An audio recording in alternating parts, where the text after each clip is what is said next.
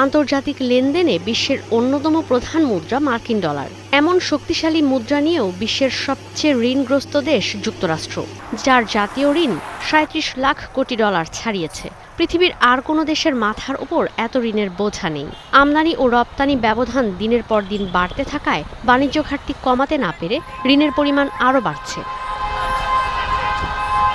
বিশ্বের শীর্ষ অর্থনীতির দেশের ঋণের অঙ্ক দেখে চোখ কপালে উঠলেও এর চেয়ে অবাক করা বিষয় হলো, যেই দেশের সঙ্গে যুক্তরাষ্ট্রের সম্পর্ক সবচেয়ে বৈরী, সেই চীনের কাছেই মার্কিন প্রশাসন সবচেয়ে বেশি ঋণী।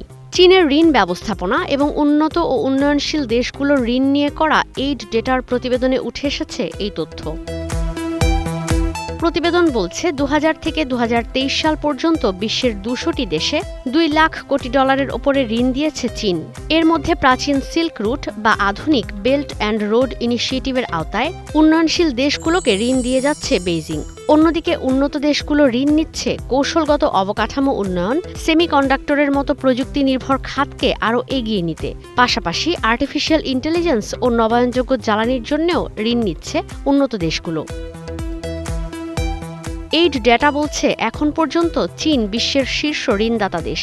এই পর্যন্ত চীন থেকে ২৫০০ প্রকল্পের জন্য $২০০ বিলিয়ন ঋণ নিয়েছে যুক্তরাষ্ট্র। যুক্তরাষ্ট্রের অনেক স্থানেই ছড়িয়ে ছিটিয়ে আছে চীনের রাষ্ট্রীয় মালিকানাধীন নানা কোম্পানির কার্যক্রম। এর মধ্যে টেক্সাস ও লুইজিয়ানায় রয়েছে এলএনজি প্রকল্প।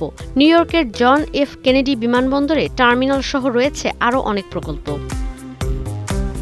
উচ্চ প্রযুক্তি বা হাইটেক প্রতিষ্ঠানগুলো অধিগ্রহণে যেমন অর্থায়ন করেছে বেইজিং, তেমনি ফরচুন গ্লোবাল 500-এর তালিকায় থাকা অনেক কোম্পানিকে ঋণ দিয়েছে শি জিনপিং প্রশাসন। তবে নিম্ন ও মধ্য আয়ের দেশে চীনের ঋণ সহায়তা কমে গেছে ১২%। দক্ষিণাঞ্চলে বেল্ট অ্যান্ড রোড ইনিশিয়েটিভের আওতায় ঋণ দেওয়া কমিয়েছে চীন, অথচ মধ্য ও উচ্চ মধ্য আয়ের দেশে এই হার বেড়ে হয়েছে ৭৬%। ইউরোপীয় ইউনিয়নকে ১৮০০ প্রকল্পের জন্য $১৬১ বিলিয়ন ঋণ দিয়েছে বেইজিং। পাকিস্তানের এই ঋণ $৭৪ বিলিয়ন। ভারত কখনোই চীন থেকে ঋণ নেয় না, তবে বাংলাদেশে উল্লেখযোগ্য পরিমাণে চীনের ঋণ ও বিনিয়োগ আছে।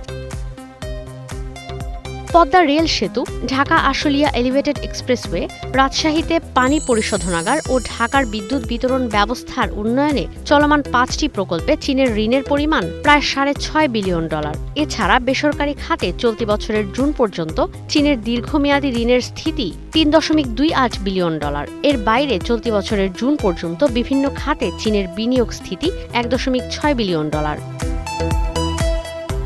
ঈশিতা ব্রহ্ম, স্টার নিউজ।